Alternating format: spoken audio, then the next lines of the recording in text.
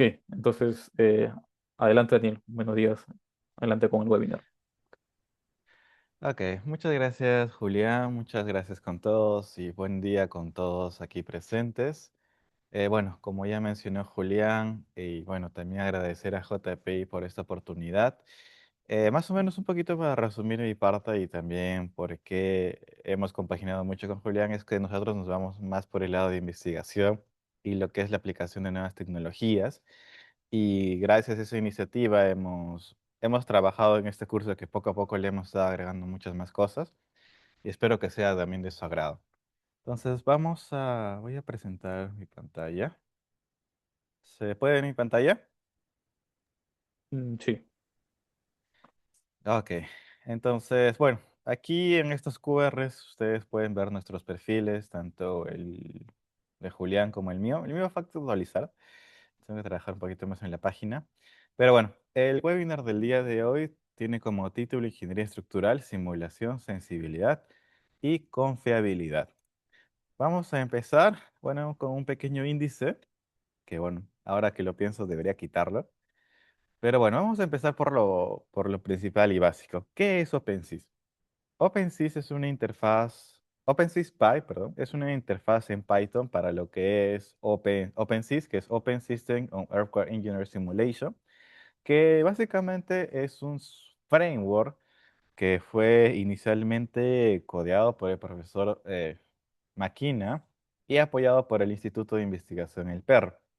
Y bueno, poco a poco este framework ha ido evolucionando, ha ido creciendo y ahora es uno de los más usados dentro de lo que es la investigación en ingeniería sísmica aplicada.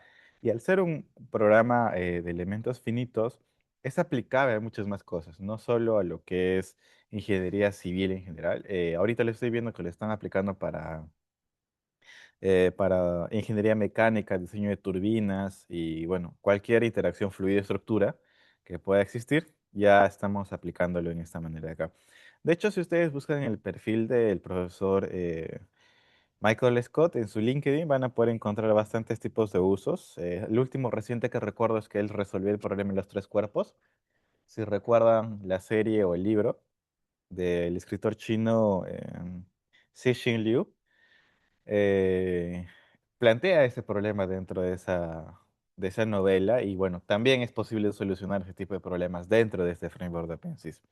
Y eso es lo que nos permite, es una herramienta muy avanzada. Y eso es lo que vamos a aprender dentro del curso y bueno, es más, ustedes pueden aprender por su cuenta, ya que toda la documentación y este código es open source, lo que va a permitir que cada uno de ustedes tenga acceso a toda la base de datos y a todo el código fuente. Esta es un poquito de la historia que les he comentado. El inicio de OpenSys inicia en 1995 con el profesor Makina, que fue el inicial que empezó a codear, ya que en sus tiempos, en sus épocas, todos los software de análisis estructural eran de paga. Y lastimosamente, al ser de paga, no tenían las opciones requeridas para el tipo de análisis que él quería hacer. Y eso nos pasa constantemente actualmente. Por ejemplo, si nosotros vamos a cualquier software comercial, como ETAP, SAP, Robot, entre otros, tienen muchas limitaciones. No se acoplan muy bien para, por ejemplo, poder hacer cosas nuevas, sino simplemente están diseñados para hacer una cosa y solo esa cosa. Entonces, luego de presentar su tesis doctoral, el profesor Maquina, el PER, el Centro de Investigación de Ingeniería Sísmica del Pacífico, le dio su respaldo y lo publicó en su servidor. Esto se implementó luego en lo que es un lenguaje TCOL o TCL, que nos permitía comunicarnos con este framework, ya que este framework está programado en C++ y muchos de sus módulos incluso en Fortran, que es un lenguaje de bajo nivel incluso.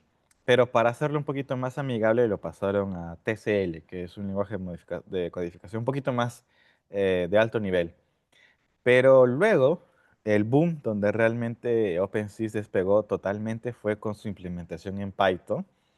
Y ya que Python es uno de los lenguajes de programación más usados a nivel mundial, y esto fue lo que le dio la vista a todos los investigadores y ahora es el estándar que se está manejando actualmente. Entonces, seguro ustedes conocen estos diferentes tipos de software de análisis estructural, ETAP, SAP, Stata Pro, Robot Structural, Midasgem, por ejemplo. Yo sé que cada uno de ustedes han tenido experiencias agradables, desagradables, o les es muy útil estos programas, están implementados dentro del workflow de muchas oficinas de ingeniería estructural en el mundo, aunque ya se están dejando de lado. Yo últimamente, debido a mi contacto ya con lo que es la parte académica internacional, me he dado cuenta que en una oficina a nivel internacional, quizás europea, estadounidense o asiática, sí les puedo comentar que no usan SAP y ETABS. De hecho, ni siquiera usan AutoCAD. Así que hay otros estándares que se mueven en el mundo y es muy interesante conocerlos también. Pero bueno, yo estoy seguro que ustedes los han usado para diferentes tipos de cosas y en sus diferentes versiones. Pero ¿qué es lo que nos permite OpenSys en general? Nos permite lo que es dos cosas importantísimas, que es la automatización y lo que es la flexibilidad. ¿Y por qué es importante estos dos conceptos? Porque, y eso me pasó muchas veces, sobre todo cuando hacemos análisis no lineales, en ETAP sobre todo, que es seguro lo primer approach que me van a pedir, es que toma mucho tiempo y nosotros si queremos hacer verificaciones o iteraciones dentro de ese mismo modelo, nos va a consumir muchos, pero muchos recursos. En cambio, en OpenSys podemos paralelizar tareas, paralelizar modelos e incluso podemos automatizar todo este workflow de trabajo, lo que nos va a permitir tener un mucho mejor control, un mucho mejor resultado y nos va a permitir llegar mucho más lejos que con lo que hubiéramos podido llegar. Y aquí está justamente esta parte de aquí, de comparativas, que, bueno, en el análisis no lineal, SAP, ETAPS están limitados. La automatización con Python es posible en estos software, pero les comento que el API de tabs y SAP son muy complicados de entender, la verdad. Yo me he tomado la molestia de leer la documentación y es bastante engorroso, la verdad. Y ni qué decir con el código abierto. El código abierto es una ventaja ya que crea una comunidad de respaldo y ahora como la mayoría de investigadores usa esta herramienta, entonces tiene bastante respaldo por ese lado en particular. Entonces, al final, ¿qué es esta parte?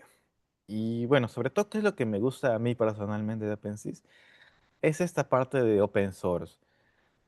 Y bueno, el open source, para las personas que no lo conozcan, consiste en una filosofía o digamos en unos derechos que nosotros podemos tener al trabajar dentro de este mundo, de la programación sobre todo, que consiste en cuatro libertades. Es la libertad de uso, o sea, tú puedes usar cualquier programa, libertad de modificación, donde tú puedes modificar el programa a tu placer. Libertad de compartir, o sea, tú puedes compartir tu versión modificada. Y libertad en cualquier tipo de estudio que tú puedas hacer. Tú puedes ir al código fuente y tú puedes leer todo lo que hay y aprender todo lo que tú quieras, e incluso hacer una versión nueva, una versión copia, o tú eres totalmente libre de hacer toda esa parte de ahí. Y eso es lo que en general me gusta de OpenSys, que ha permitido que toda la comunidad y los grandes aportes de de las nuevas investigaciones estén dentro de un framework y las personas los puedan utilizar. Entonces, por ejemplo, si yo en este momento desarrollo una nueva metodología, un nuevo elemento y lo cuelgo dentro del framework de OpenSys, otro investigador en otra parte del planeta va a poder hacer uso de lo que yo he trabajado y va a poder, y así poco a poco vamos a poder construir algo mucho más grande y mucho más sólido sobre todo.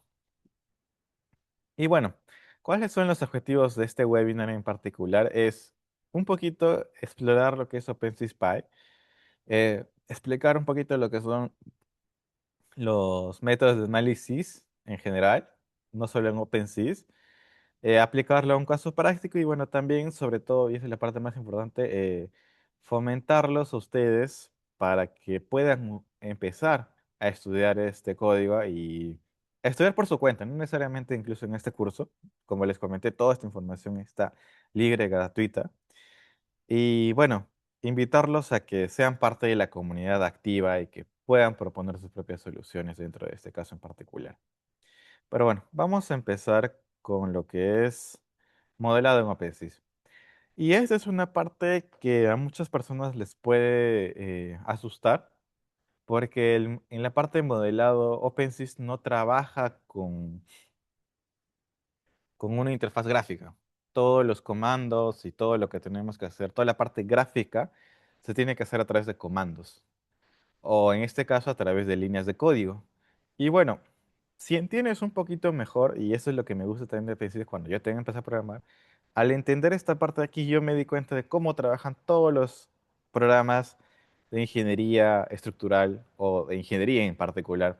Todos programas bajo la asunción de que es primero definición de lo que es espacio de trabajo o modelo o dimensiones. Luego siguen con la parte de definición de propiedades, luego que son los atributos de materiales, luego conviene lo que son las cargas y luego los parámetros de análisis. Hasta ahí es la parte de proceso y luego sigue la parte de postprocesamiento y extracción de resultados. Y si se dan cuenta, todos los programas trabajan de esa manera. Todos, todos, todos. Y es justamente una ventaja o algo que te das cuenta cuando empiezas a trabajar con código. Porque esto está acá. Aquí podemos ver esas fases, por ejemplo. Primero importamos lo que son las librerías, que nos van a ayudar, que, bueno, precargan dentro de la memoria del framework que vamos a utilizar. Definimos lo que son las condiciones del modelo. En este caso son 3 dimensiones y 6 grados de libertad por nodo. Definimos los nodos, que sería definir la geometría. Definimos las propiedades de los elementos, creamos los elementos y asignamos las propiedades de estos elementos, así como sus ubicaciones en el plano espacio-temporal, y definimos lo que son las condiciones de borde, que también es muy importante. Luego definimos lo que son las cargas, hacemos un preprocesamiento para más o menos plotear lo que es el modelo en particular, que es la figura derecha superior, aplicamos lo que son las condiciones de análisis, le aplicamos las condiciones de carga y simplemente aplicamos la deformación. Es un proceso bastante sencillo si lo ven, tiene partes muy específicas y esto nos va a permitir tener un orden y una forma de trabajo bastante sencilla y fácil. Yo sé que la primera vez que lo ven de esta manera es un poquito engorroso, pero créanme que verlo de esta manera les va a ayudar bastante. Y con esta misma metodología, podemos irnos a estructuras más complejas como estas. Por ejemplo, ya no es una estructura tan regular y es una estructura que podríamos encontrarnos en una aplicación real de ingeniería civil. Entonces, por ejemplo, yo tengo este modelamiento que he hecho en OpenSys, que son vigas y columnas. Y bueno, aquí tiene algunas consideraciones de carga. Le puse carga viva, carga de losa, acabados, tabiquería. Hice un metrado de cargas y asigné lo que son las cargas en los nodos, porque en OpenSys no, bueno, no hay una forma sencilla de modelar losas y nosotros utilizamos lo que es un artificio, que es justamente también lo que hace ETAPS, no, a través de sus elementos tipo membrana, porque el elemento tipo membrana no transmite o no influencia lo que es la rigidez, simplemente sirve como mecanismo para transmitir cargas a lo que son los elementos tipo viga o tipo columna, en este caso en particular. Entonces, luego le aplico las consideraciones incluso de lo que es el espectro. En este caso estamos trabajando con lo que es la norma E030, la norma peruana de sismoresistencia, el criterio de combinación. Y bueno, ya con estos datos definidos puedo calcular lo que son los modos de vibración y también lo que son las respuestas de esta estructura ante las cargas. Como ven, es un proceso bastante sencillo, bastante simple, bastante directo. Y seguro ustedes están preguntándose, ¿qué tan confiable es OpenSys en comparación, por ejemplo, de un software comercial como es ETAPS? Y aquí, bueno, hice este ejercicio donde modelé ambas estructuras, una en OpenSys y otra en ETAPS. Y aquí pueden ver la comparativa de los dos casos en particular. Ahora, como pueden ver en esta parte que les estoy mostrando, los periodos son prácticamente iguales. La diferencia es mínima de milésimas. Y bueno, la mayor diferencia es en la parte de lo que es drifts o desplazamientos. Es más, en esta estructura no es tanta, pero más allá, pero esto también se debe a la diferencia de método de resolución de problema que estamos aplicando. ¿Por qué? ETAP suele ser mucho más conservador que OpenSys. Y OpenSys, al tener nosotros mucho más control de lo que hacemos, nos da más libertad de poder controlar lo que no podemos controlar en etapas. Es en general. Así que sí, OpenSys es una herramienta que puede fácilmente reemplazar ETAPS, muy, muy fácilmente. Y no sé si ustedes sabían que últimamente existen muchas demandas por parte del software, bueno, CSI, que sería la compañía que es dueña de ETAPS y toda la suite, eh, está demandando muchas ingenieros y empresas de consultoría de ingeniería por usar su software ilegalmente, ¿sí? Y sé que yo, bueno, he conocido también casos y algunos requerimientos de TDRs en licitaciones del Estado que también están pidiendo una licencia legal en estos softwares que se utilizan. ¿Por qué? Porque obviamente, más allá de la ilegalidad, es que hay ciertos briqueos, mencionar una palabra un poquito dentro de la comunidad, que hacen que tus resultados dentro de tabs sean un poquito más erróneos o sean un poquito más exagerados de lo que deberían ser. Entonces, eso también es algo a tener en cuenta a la hora de elegir herramientas y OpenSys es una alternativa mucho mejor en lo que es potencia y pragmatismo en general, pero sobre todo en lo que es la cuestión de legalidad y control. Entonces, es una alternativa muy, muy fuerte en comparación de otros softwares en particular. Si es que lo quieren aplicar dentro de lo que es el mundo industrial, en lo que es diseño estructural, por ejemplo.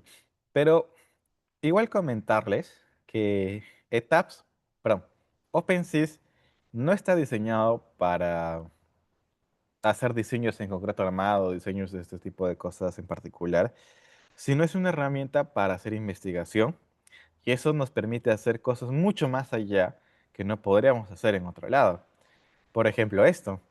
Yo puedo combinar, por ejemplo, un formato DXF, que el formato DXF, para las personas que no conocen, es el formato libre de AutoCAD, que cualquier software de modelado en 3D podría abrir el archivo DXF porque simplemente es un archivo que contiene coordenadas y referentes a ciertos elementos o tipos de línea en particular. Entonces, con esa información, yo puedo trasladar esa información geométrica a OpenSys, lo que me facilita muchísimo lo que es la parte de modelado. Y en esa estructura que ya está modelada, puedo aplicar ya lo que son el análisis no lineal de este tipo de estructuras. Y bueno, aplicando lo que son los tipos de elementos, las propiedades. Y en este caso estamos utilizando lo que es análisis tipo fibras en esta estructura. Vamos a llegar a este resultado en particular, que como pueden ver es la animación de todo un edificio a lo que a la respuesta a un sismo. Ahora, comentarles que este análisis en etapas les hubiera tomado unas 8 o 9 horas aproximadamente. En OpenSys me tomó 10 minutos. Sé que la diferencia es abismal. La parte que sí me tomó más tiempo fue en la parte de renderizado de video, que es la parte de postprocesamiento. Y eso fue más que nada por un error de algoritmo mío. Pero ahora creo que sí lo podría hacer mucho más rápido. Pero como pueden ver, el resultado es increíble. ¿Sí? ¿Hasta aquí tienen alguna pregunta, consulta? Porque más o menos hasta aquí creo que ya han podido ver, porque es también material de un curso pasado. Ponga esta parte. Aquí justamente nos dice José Gutiérrez. Buenos días. Si bien OpenSys te brinda opciones de visualización y codificación que hacen más amigable la programación, usando ese motor de cálculo en comparación de OpenSys en Tcl, ¿qué limitaciones podría obtener OpenSys Pi cuando se requiere hacer recursiones avanzadas y todas las funciones del lenguaje? Sí, esa es una pregunta interesante, José, porque Tcl y Python son intérpretes. El lenguaje, el código fuente de OpenSys está en C++. ¿Eso qué quiere decir? Imagínate que tú tienes tres niveles para llegar a comunicarte con el procesador de tu computadora. El primer nivel es tú hablando con el programa o el intérprete. El segundo nivel es el intérprete traduciendo tus instrucciones al lenguaje del, del framework. Y luego el framework lo que hace es compilarse y esta compilación, este código compilado se pasa recién al código base y es el que ejecuta todo el análisis. Así que la diferencia entre Tcl y OpenSea y Python es bastante baja. ¿sí? Es bastante baja porque al final lo único que estamos usando entre Python y TSL es el intérprete. O sea, es, es cómo se traducen las instrucciones a C++. Es lo único que estamos utilizando, porque todo el demás proceso se utiliza en C++. Ahora, yo te diría que más allá de TSL y Python, si tú realmente quieres velocidad, tendrías que trabajar en C++ o Fortran. Y de hecho, el módulo de paralelización no se encuentra en Python ni en Tcl, se encuentra en C++. Y lo peor es que ese módulo no corre ni en sistema Windows ni en sistema macOS, corre en Linux. Y eso es porque para poder hacer eso necesitas un control total de los procesadores y cómo es que estos están trabajando y sobre todo la memoria y cómo esta se administra y requiere trabajar con esa parte de aquí. Y sí, por eso, o sea, si quieres llegar a ese nivel avanzadísimo, que es un lugar que también quiero llegar yo, porque ya yo lo he visto y la verdad es que me gusta mucho trabajar en Linux, a mí me ha encantado, y C++ también me ha gustado mucho, más que nada por la cantidad de análisis que yo estoy haciendo. Y eso lo van a ver en la siguiente parte del webinar, sobre todo con la cantidad, con los números que vamos a ver, ¿sí? Estamos acostumbrados a ver solo un análisis, pero vamos a ver hasta dónde podemos llegar con esta parte de aquí. Y sí, yo sé que, bueno, C++ no es más difícil, es más interesante. A mí me ayuda mucho a entender cómo funciona todo en general. Me ayuda a entender cómo funcionan los algoritmos, cómo funciona el espacio de memoria RAM, cómo funciona la cantidad de tipo de datos y sobre todo a cómo poder implementar mejores algoritmos. A mí me ha gustado mucho. Y sí, como comenta aquí Fritz, eh, hay varias librerías que te permiten traducir tu código de Python a C++. Hay muchas librerías. Pero lo que no va a poder hacer esas librerías, por ejemplo, es traducir tu algoritmo y que mantenga su misma velocidad de rendimiento de Python a C++, porque C++ tiene otros tipos de recursos que manejar y su método de ejecución es diferente, porque en Python tú solo le das clic a un botón y se ejecuta, pero en C++ tú tienes que primero compilar tu código y luego ese compilado recién mandarle ejecutable y de ahí recién poder hacer correr tu programa en general. Pero de por sí no es necesario que lleguen tampoco a ese nivel. Simplemente les comento las máximas capacidades que pueden llegar a tener, que es lo que a mí me gusta y bueno, yo sí voy a continuar ese lado. Por su parte, Python es más que suficiente. Python es un ambiente muy amigable, así que les va a encantar trabajar en ese mundo. Y ahora peor con lo que es la inteligencia artificial, que es algo que yo promuevo bastante. O sea, yo les pido que utilicen la inteligencia artificial, pero utilícenla de la mejor manera posible también. Porque, bueno, si le preguntan ahorita, por ejemplo, a ChatGPT sobre OpenSys, mucha de la información que les va a dar es errónea, pero ustedes, y por eso también es importante más o menos leer la documentación ustedes mismos, porque ahí se van a dar cuenta de qué está mal y qué no está mal, porque ChatGPT es una herramienta muy fuerte, que les recomiendo utilizar, pero si hace algo mal, ustedes no van a estar en la capacidad de darse cuenta que está mal. Así que por eso es importante que lean la documentación y aprendan por su propia cuenta y también busquen ejemplos en la comunidad. De hecho, tanto yo como Julián y de hecho el mismo JPI hay ejemplos gratuitos que ustedes pueden revisar y ustedes pueden estudiar también por su cuenta, así que no hay ningún problema. Y también lo más importante que les digo es la comunidad, donde nosotros podemos preguntarnos entre nosotros mismos, esos grupos de WhatsApp que nosotros tenemos, por ejemplo, en la conferencia. Siéntanse libres de preguntar cualquier cosa y esa parte de aquí. Sí, sí, sí, de hecho, ahí les voy a pasar bueno, al final del webinar les voy a pasar los links de- del GitHub y toda esa parte de ahí. De hecho, pueden buscarme ahorita si no hay ningún problema. Pero bueno, vamos a continuar. Entonces, como bien les comenté, OpenSys tiene muchas ventajas, es código abierto, ahorra mucho tiempo, es muy versátil y sobre todo es algo que a mí me gusta, me ayuda en mi investigación. Para investigación es la herramienta genial y es algo que yo critico mucho al leer papers que están utilizando softwares comerciales, porque yo siempre les digo, ¿cómo quieres que yo verifique tus resultados si no puedo replicar tu metodología? Entonces, ahí hay un problema ahí. Pero bueno, vamos a continuar con esta parte novedosa, que es la parte de confiabilidad estructural. ¿Sí?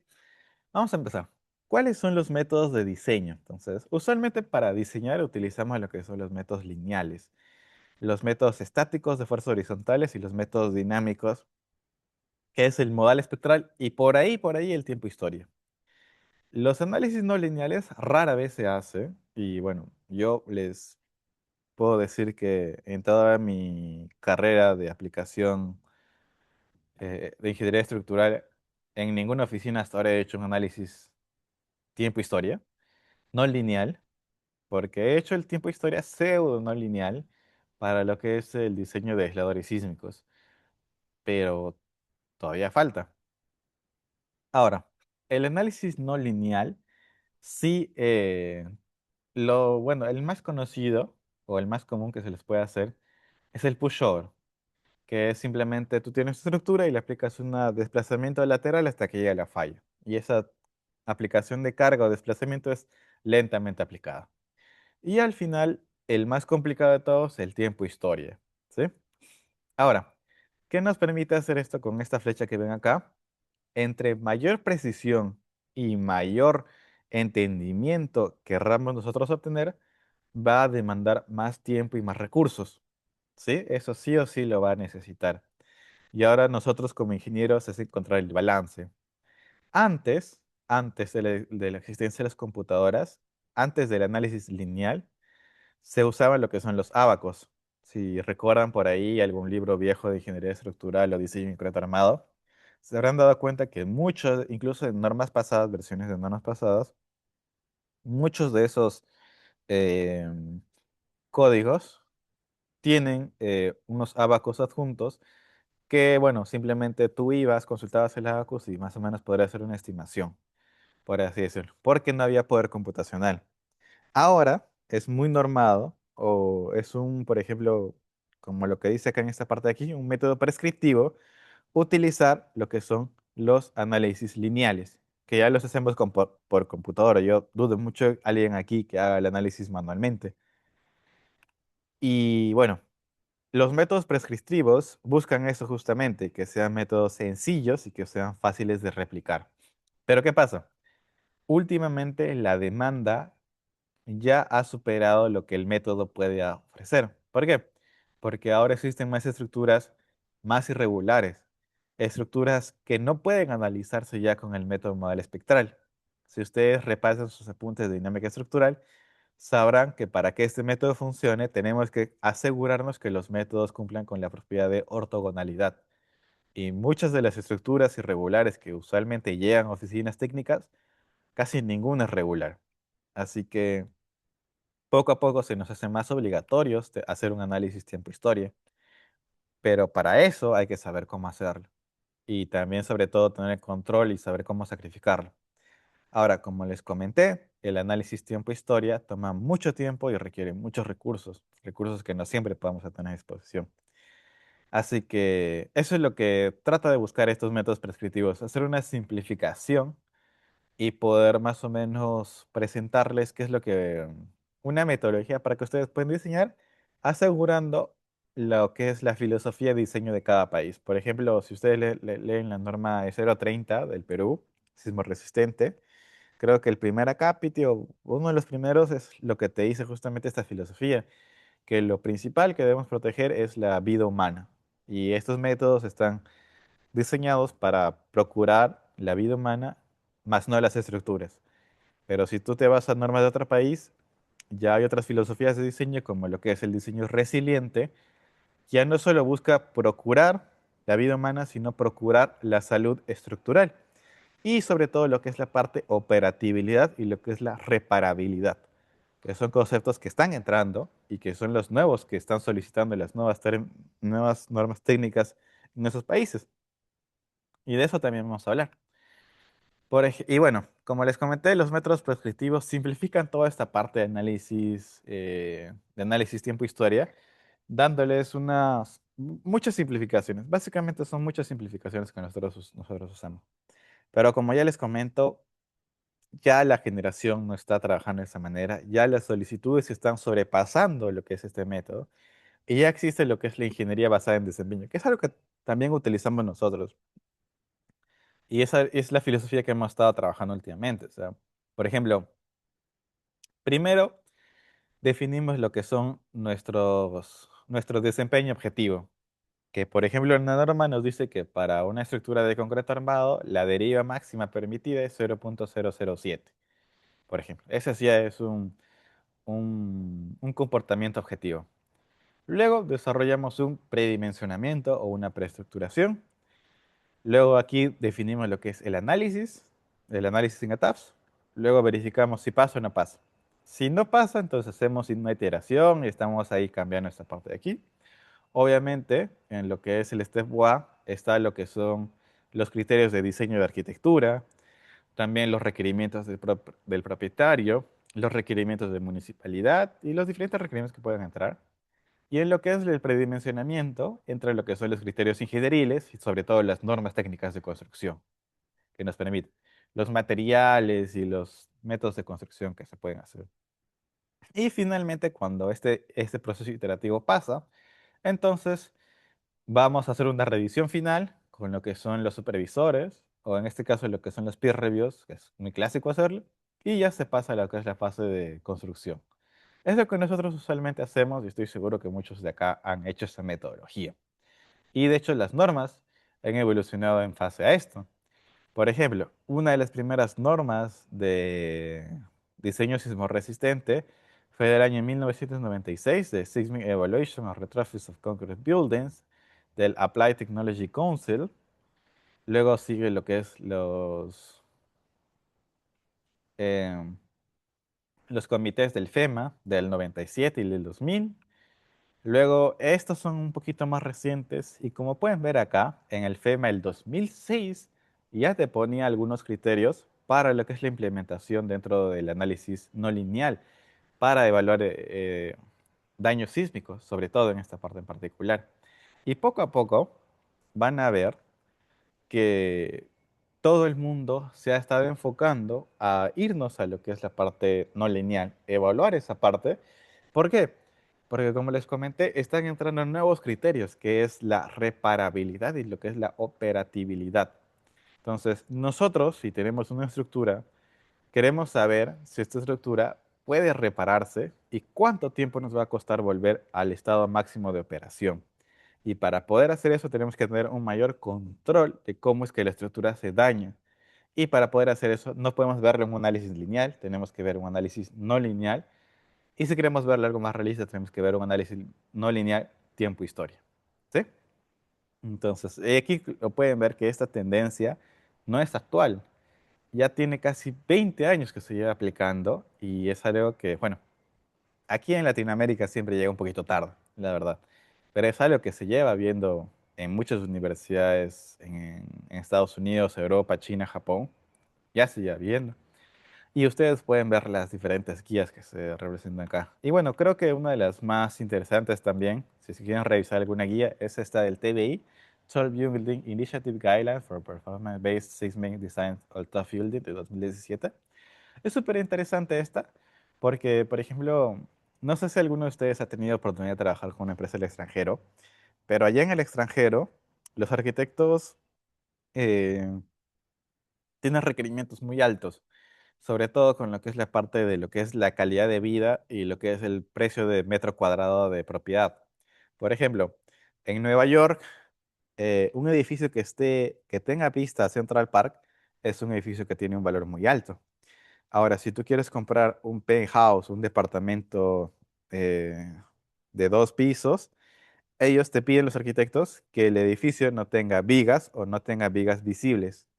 Entonces quiere decir que tienes que diseñar sin vigas. Ahora, para nosotros en un país como el nuestro, en Perú, sería eso impensable de hacer, pero ellos lo hacen. ¿Por qué? Porque este código de acá los avala, ya que ellos han presentado todos los documentos y el análisis respectivo de análisis no lineal tiempo-historia, y ellos aseguran que ese edificio no va a presentar mayores daños al no tener vigas. Y eso obviamente para nosotros es un poco contraintuitivo, ya que ellos fundamentan que no es necesario poner tanta viga. Y nosotros decimos, no, pero siempre es necesario. Y bueno, eso es lo que nos falta implementar mucho en muchos códigos de Latinoamérica en particular, que sí se puede y obviamente hay que hacer el análisis respectivo, pero si lo hacemos, deberían darnos la oportunidad también de probar. Y bueno, también los estándares del NIS, que el National Institute of Standard of Technology, son bastante interesantes, la verdad. También les invitaría a revisarlas. Y finalmente, un contexto más que se aplica, por ejemplo, esta de eh, el 12 Units Located en Los Angeles Region es la inspiración para lo que es la norma técnica de diseño chilena antisísmica, la HSINA, la famosa HSINA. Y bueno, lo que es la parte de lo que les comenté, de lo que es la operatividad y reparabilidad, lo pueden encontrar aquí en el FMP 58 del 2018. Así que no es algo nuevo, es algo que ya se iba apareciendo hace tiempo.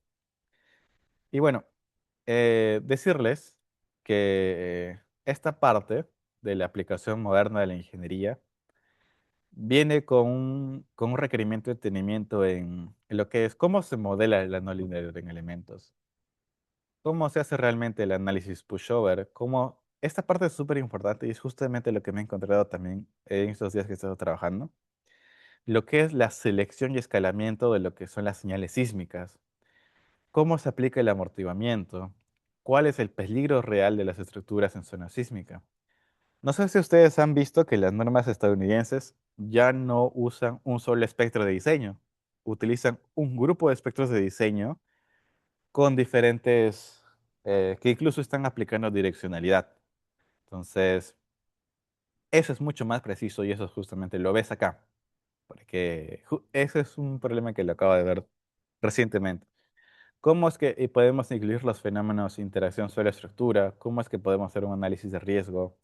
Entonces, la norma, esto era antes. Antes esto solo lo veían los investigadores, pero parece que el mundo ya está empujando a ese lado y es algo que tampoco no nos podemos quedar atrás. ¿Sí? Y bueno, aquí como les pueden ver cómo es que las gráficas en general, en la zona de investigadores, bueno, los investigadores sí utilizan los métodos más locos y más nuevos que seguro muchos de ustedes no han visto, pero en los profesionales de la industria básicamente utilizan muy poco estos análisis, pero poco a poco se está incrementando esta norma. O sea, como lo pueden ver en esta parte, en esta gráfica de aquí. Entonces, eso, bueno, marca un estándar en el mercado profesional, internacional sobre todo. Y bueno, para ello, para hacer este análisis, utilizan diferentes opciones. Y aquí sí está SAP OpenSys, pero hay otros programas. No sé si ustedes han escuchado de ellos. ANSYS, Perform 3D, StataPros, OpenSys, Oasis, Oasis Dyna, GTS Strull, Nastran, Diana Fea, bueno, se llama Diana. Entonces, ¿qué, qué estos softwares son muy caros, en primer lugar, y por eso OpenSys es una de las alternativas más usadas y más frecuentes. Creo que la única razón por la que no lo usan es por el tema de la interfaz, que mucha gente le tiene miedo, pero créanme que ya no debería tenerle miedo, y sobre todo ahora con la inteligencia artificial, que ya no es justificable esa parte en cuestión. Pero bueno. Entonces, todo esto era para comentarles el contexto que estamos viviendo en la industria y el mundo académico actualmente, que todos estamos mudándonos ya a lo que es el tiempo historia no lineal, y que para poder hacer eso necesitamos una herramienta que esté al nivel de hacer eso. Entonces, OpenSys es una herramienta que es capaz de hacer eso. Y ahora, ¿qué podemos hacer en OpenSys? Podemos hacer un análisis pushover, como les comenté, que es súper sencillo de hacer. Es un análisis cuasi estático o semidinámico, para así decirlo. Es un análisis estático en particular, mejor dicho. Y luego ya podemos ver temas de variabilidad de procesos aleatorios. Y es justamente la parte que quería llegar, que tiene que ver mucho con lo que es la confiabilidad estructural. ¿Por qué?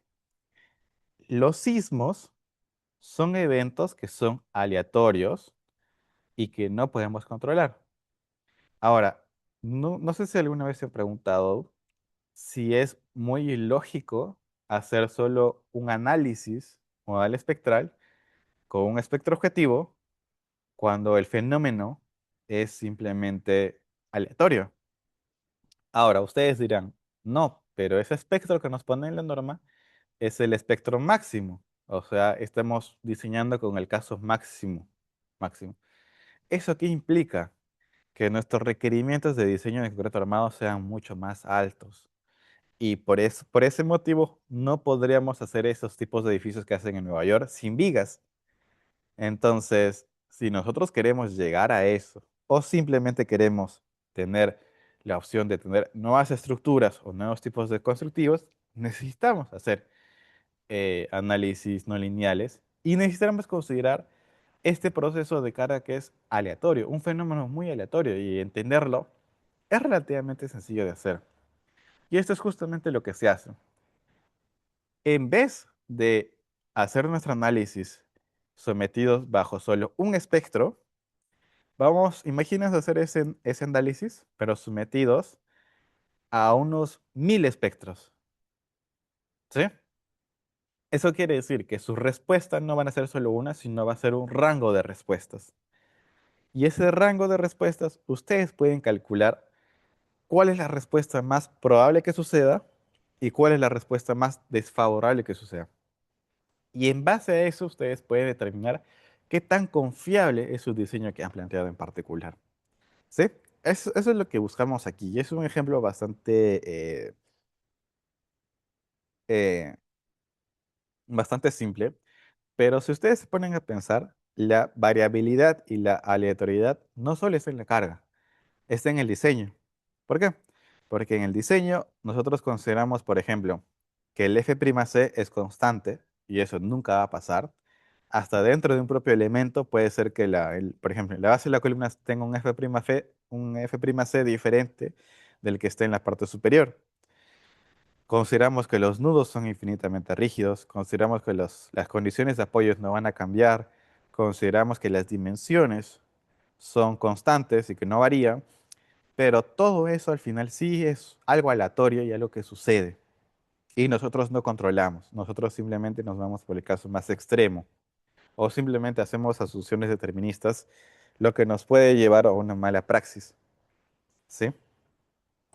Y esto es justo lo que queremos ver en particular. Entonces, para hacer un análisis de este tipo, primero necesitamos determinar cuál es la incertidumbre de todo nuestro análisis estructural, desde que empezamos a diseñar hasta que el edificio se ha construido.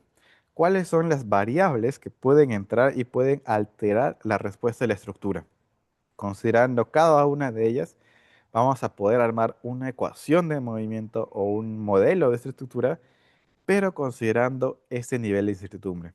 Entonces, estamos cambiando desde un approach o una forma de pensar determinista, en donde nosotros hacemos un análisis y tenemos una respuesta, a cambiar a un análisis probabilista, donde tenemos una probabilidad de eventos o sucesos que pueden pasar y una probabilidad de respuesta o una probabilidad de, de confiabilidad. Entonces, esto, por ejemplo, seguro los que han hecho algún análisis estructural y habrán leído un poquito del tema, seguro les suena muy familiar a lo que son las curvas de fragilidad. Y sí, es correcto. Las curvas de fragilidad fue uno de los primeros intentos de considerar la incertidumbre dentro de los que son sistemas estructurales. Y es algo que se utilizaba bastante con lo que son las normas de desempeño. Por ejemplo, tenías esta probabilidad acumulada y tú decías, ya, mira, hasta mi distorsión de 0,2 es una probabilidad de buen estado, luego seguía cerca del colapso o colapsando, y así poco a poco. Pero ahora, ¿qué pasa? Ahora queremos llegar mucho más lejos y queremos medir esto, ¿sí?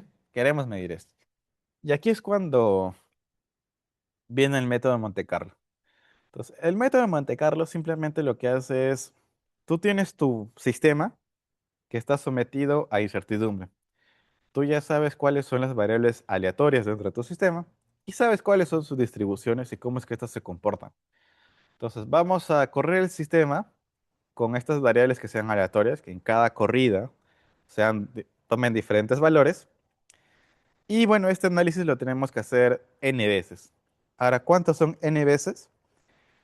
Usualmente, si ustedes quieren hacer un análisis para unas 5, creo que más de 6 variables, ya los números llegan a ser 10.000. Y aquí justamente pueden ver esto. Para hacer esta curva de fragilidad o para hacer estos análisis, tenemos que hacer 10.000 análisis. Ahora, ustedes pregúntense a ustedes mismos, ¿alguno sería capaz de hacer 10.000 análisis usando ETABS? Sería, sería muy difícil. Entonces, ¿qué es lo que nosotros podemos hacer en este caso en particular? Em, podemos, sí, justo Wilson tiene razón, me ha hecho confundir. Tienes razón, tienes razón. Las curvas de probabilidad no son de probabilidad acumulada, me he hecho acordar. Sí, sí, sí, tienes razón. Ya que me estaba equivocando. Pero sí, sí, es una curva tipo S, es una curva de fragilidad que me acuerdo. Pero sí, sí, tienes razón, me he hecho acordar. Pero bueno, en general vamos a buscar este tipo de curvas. Perdónenme el spellman aquí. Pero sí, lo que queremos es llegar a este tipo de curvas, donde tengamos la probabilidad acumulada de eventos y bueno, basada en este tipo de cantidad de análisis que estamos haciendo en particular. Entonces, volviendo al punto, hacer esta cantidad de análisis en cualquier software comercial es bastante imposible y por eso requerimos ya la automatización y la flexibilidad y lo que es la capacidad de poder llevar este tipo de casos en particular. Y aquí sobre todo viene la siguiente parte. ¿Qué tan aleatorias pueden ser las estructuras? Sí, las estructuras pueden ser infinitamente aleatorias y de diferentes formas. Y eso nos va a plantear a nosotros muchos retos. Que bueno, ahora, bueno, justamente en este curso, el nuevo approach que vamos a ver, vamos a poder ver este tipo de estructuras que como pueden ver ya son más irregulares. Y esto nos va a permitir introducir lo que son las incertidumbres dentro del sistema y poder llegar a esto. ¿Sí? Lo que nosotros estamos acostumbrados a ver es solo la línea, por ejemplo, la línea azul continua o la línea roja continua. Pero ahora vamos a trabajar con bandas, en donde nosotros podemos ir, ah, mira, en esta banda, en esta banda azul, por ejemplo, tenemos del 5 al 95% de percentil. ¿Eso qué quiere decir? Que, bueno, los casos extremos de 5% por abajo y 5% son arriba no están presentes y no son probables de que ocurran. Igualito con lo que son las derivas, ¿sí? Esto no se ve muy bien aquí, pero se ve mucho mejor aquí. Por ejemplo, aquí en esta evaluación que hice, en esta parte de lo que es la, la estructura, yo lo que hice fue definir algunas variables aleatorias, como el f'C, el E, el ρ, lo que es la base de la viga, la altura de la viga, la base de la columna, la altura de la columna y la carga total aplicada, por ejemplo. Y aquí, como pueden ver, tienen sus distribuciones. Ahora, con esto yo corro el análisis muchas veces y me da esta curva de aquí que Wilson me corrigió, afortunadamente, que ya estaba confundiendo con la curva de fragilidad, pero no es la curva de fragilidad.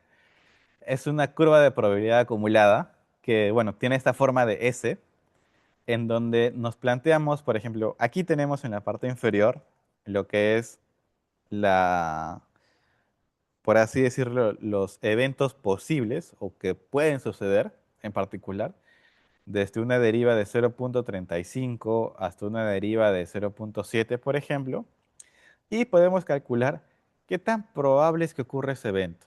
Entonces, por ejemplo, ¿cómo interpretamos esa parte en particular? ¿Qué pasa si nosotros elegimos esta deriva objetivo de 0,0044? Aquí vemos que es 50%. ¿Eso qué quiere decir? Que el 50%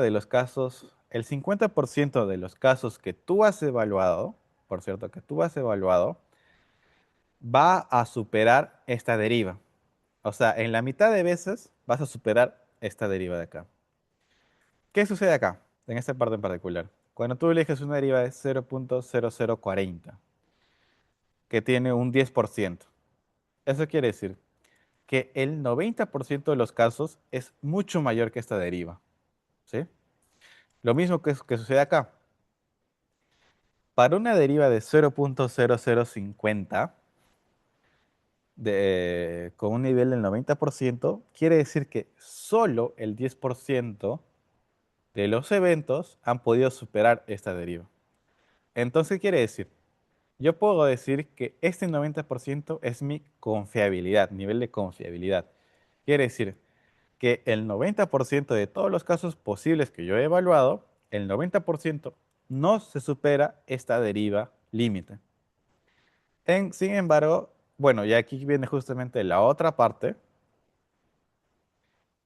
El 10% restante se va a llamar la probabilidad de excedencia. Yo solo tengo un 10% de probabilidad de excedencia de que este evento supere mi deriva objetivo de 0.05.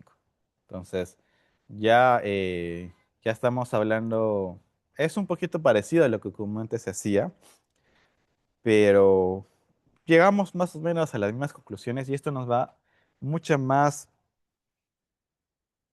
asertividad en cuanto a la interpretación de resultados y a la comprensión del fenómeno que estamos analizando en particular. Y eso es justamente lo que vamos a ver dentro del curso de análisis sísmico de estructuras irregulares con Python.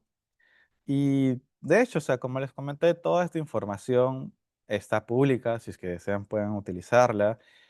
De hecho, nosotros también vamos a estar publicando códigos en los diferentes repositorios. De hecho, aquí justamente está lo que me estaban preguntando. Sí, bueno, aquí está la parte del curso, pero la parte del GitHub, ahí se los voy a pasar después. Y bueno, si escanean este QR van a encontrar algunos notebooks donde van a encontrar diferentes ejemplos. Y de hecho, dentro de unos ejemplos hay un análisis pushover. Y creo que uno de ellos también está público. No recuerdo muy bien esa parte ahí. Pero bueno, muchas gracias por su atención y tiempo y bueno, espero que este tema haya sido de su agrado.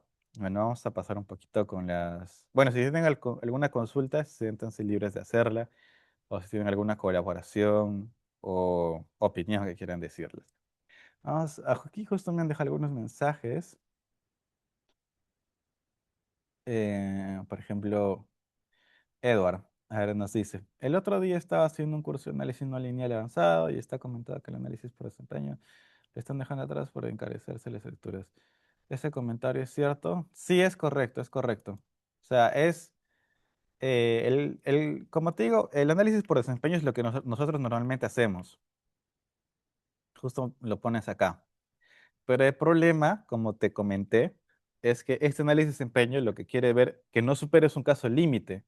Entonces quiere decir que tú estás trabajando con el peor caso de todos. Pero si tú haces el análisis de probabilidad, tú te das cuenta de que ese peor caso es muy poco probable de que suceda. Entonces, ¿por qué diseñar con el peor caso? Se puede diseñar con un caso más promedio o más bajo, y lo que va a hacer es abaratar tus costos y va a hacer que tu estructura sea mucho más atractiva económicamente. Y si tú le agregas, por ejemplo, los estándares del FEMA P58, vas a considerar lo que es reparabilidad y operatividad, por ejemplo.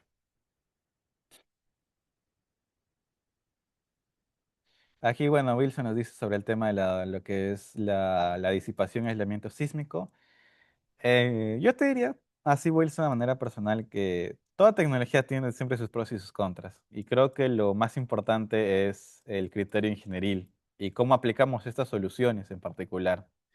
Al final, o sea, al final todo lo que les he comentado es una herramienta, que es una opción más que ustedes pueden aplicar. Y lo pueden ver de la forma de que ser más competitivos a nivel profesional, pero yo me voy más por el lado de que nosotros al ser ingenieros somos responsables de lo que estamos haciendo, diseñando y entregamos como producto. Y creo que eso es lo que me permite hacer esta confiabilidad. Yo estoy muy seguro y puedo ratificar y probar que mi estructura va a soportar las cargas del tiempo o de la vida en general. Pero bueno, muchas gracias más bien con todos. Muchas gracias, Daniel Medina, por la presentación. Eh, Había una última pregunta, no sé si de repente tienes un minuto todavía. Dice, Acá, sí, sí, no hay ningún problema. en cuanto a Sí, la recién lo sensibilidad, he visto. ¿qué variable han encontrado como las más sensibles y ante qué criterio de estado límite? Ah, esa parte en particular sí tienes que hacer un análisis de tu sistema. Ahora, usualmente, para hacer eso, lo que haces es simplemente, tú defines todas tus variables aleatorias dentro de tu sistema, y tú lo que haces es fijar todas menos una. Entonces, al fijar todas eh, y menos una, tú varías esta y tú ves cómo cambia la respuesta. Si el cambio es drástico, entonces tu variable es más sensible que eso. Si el cambio es mínimo, entonces tu variable no es tan sensible a eso. Ahora, ese, por ejemplo, es un análisis de variables independientes. ¿Qué pasa si tú consideras lo que son las variables correlacionadas? Entonces, eso sí es eso sí es toda una investigación y de hecho es algo que estoy haciendo actualmente en mi proyecto de maestría. Así que seguro lo van a haber publicado en un futuro, espero. Pero por ahí también les puedo ir comentando cómo se podría hacer. Pero sí, para hacer eso necesitamos todo un estudio riguroso. Muy bien, Daniel. Muchas gracias por compartir tu experiencia. Hay otra pregunta de Daniel Guerra. Sí, sí, sí. Dice, Ah, buen sí, día. sí. Sobre esta Ah. optimización basada en estadística, ¿qué porcentaje de reducción de costo se obtiene? ¿Varía mucho entre proyectos? Es Mm, que no, claro, claro, Daniel. Tú le estás viendo como una optimización. Esto no es una optimización. Esto es un cambio de forma de diseño. Y no es más que nada por el lado, bueno, claro, una métrica sería posible evaluarlas, depende del proyecto, pero sí te comento que yo personalmente nunca he visto esta métrica porque la norma técnica no te deja. O sea, para poder verlo esto en una parte real, tendríamos que diseñar una estructura con este tipo de paradigma y que sea construida y ahí recién ver lo que son las métricas, pero no sabría decirte. Lo que he visto en otro país, que es el ejemplo que comenté, es que, por ejemplo, en otros países, por ejemplo, el ejemplo de Central Park, donde el arquitecto te dice, no quiero que haya vigas porque mi departamento cuesta $500,000. No, perdón, más, cuesta como $5 millones un departamento ahí. Y entonces yo tengo que sacar el máximo provecho a esto. Entonces, no me puedes venir aquí a decirme que no tenga vigas. Entonces, al tener un requerimiento tan alto, es donde recién se aplican estos tipos de métodos en particular. Pero sí, no podría decirte que tengo una métrica exacta sobre la reducción de costos. ok, bueno, ahí van llegando más preguntas. Ya, qué Sí, bueno. bueno, yo también opino de manera similar a Daniel, ¿no? Para saber cuánto varía ese coste en proyectos, se debería hacer todo un estudio específico para ese tipo de proyectos, ¿no?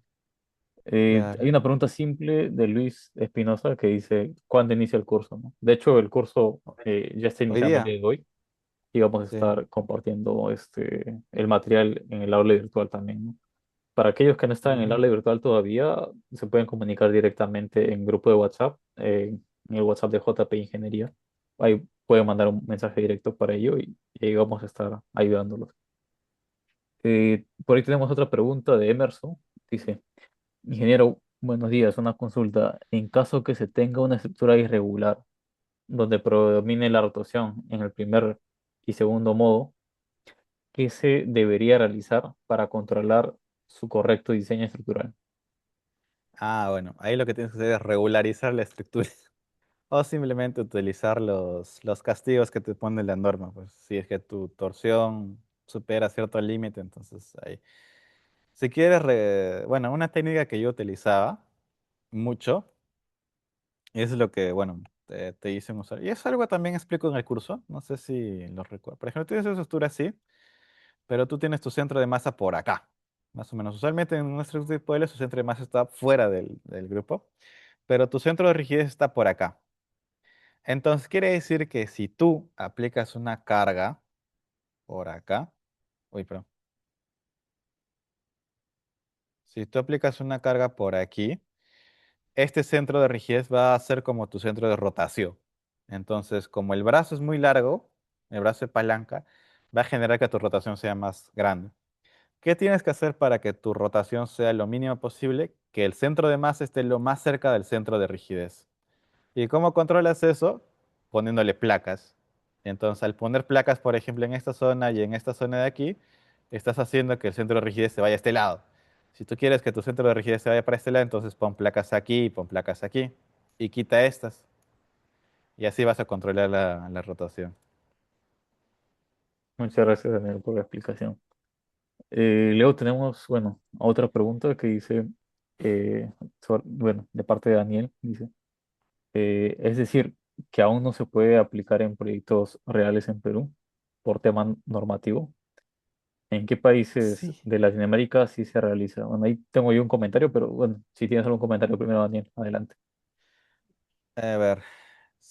Bueno, la norma técnica, la E030, la E031 y la 32 que va a salir, hay un capítulo bien chiquitito de análisis tiempo historia no lineal, pero no te dice cómo hacerlo. No te dice, no hay ninguna regularización ahí. Yo creo también por la cantidad de costo que implica hacer un análisis de ese tipo y la cantidad de conocimientos y bueno, que hay pocos profesionales que se utilizan.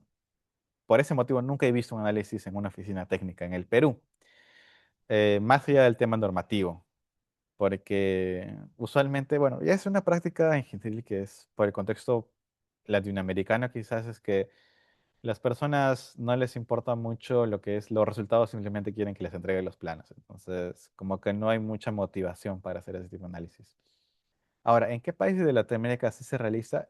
He visto poquitos en Chile, porque es un tema más sísmico, pero más que nada he visto en otros países. En Latinoamérica no he visto muchos, solo en Chile. Ok, muchas gracias, Daniel. Bueno, me importa también comentar que pocos profesionales son los que, claro, tienen esas capacidades o, bueno, habilidades para hacer ese tipo de análisis. Y bueno, y justamente esa es la idea, ¿no? A través de este tipo de capacitaciones, dar un valor agregado de tal manera que el profesional tenga una ventaja competitiva con respecto a otro. Por ahí otra pregunta, me parece que es algo puntual. Dice, de Jordi, dice, Daniel, gracias por tu presentación del tema. Se nota que tienes una pasión para explicar lo complejo de manera entendible. Y una pregunta que es, ¿qué es la máquina blanca que tienes detrás de ti? Ah, es una bomba. No, mentira. No, es que ahorita estoy en el laboratorio, como bien mencionó Julián. Yo ahorita estoy trabajando en lo que es la UTEC, en el laboratorio de Departamento de Ingeniería Civil y Ambiental. Y justamente a mí me gustaba mucho porque la verdad nunca había tenido la oportunidad de manejar drones y manejar equipo tan caro. Y justo la máquina que tengo acá es una impresora 3D Bambu Lab H2D. Y bueno, estos días he estado jugando mucho. Y, ay, y justo, bueno, fácil, sorteamos este Gengar, Venom, si es que quieren. Pero bueno, ahí he estado jugando mucho. Bueno, en sí, si ustedes preguntan por qué hago esto en el laboratorio, es porque estoy aprendiendo a utilizarla. Y parte de utilizarla es jugar con la máquina. Pero poco a poco también tengo ideas. Por ejemplo, la otra es, ahorita se lo llevaron, pero tengo unos edificios que he modelado.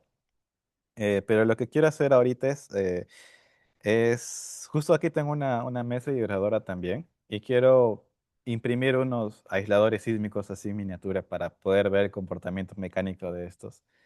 Pero para eso sí necesita un poquito más de práctica con la impresora. Sí. Genial. Muchas gracias, Daniel. Y bueno, al final solo hay comentarios para, bueno, de parte de Wilson para que puedan ahí compartir artículos. Muchas gracias. Leo también algunos comentarios adicionales. Adriana comenta que en Ecuador también se está realizando ese tipo de análisis, ¿no? Ok, Claro. muy bien. Entonces, muy bien. Muchas gracias, Daniel, por la presentación y a todos por sus preguntas. Estaremos en contacto luego. Ok, ok. Bueno, hay una última consulta que dice si es que va a estar el webinar en YouTube. Sí, sí va a estar. Ahí lo vamos a compartir. Ok, muchas gracias, se cuidan. Que tengan un buen fin de semana.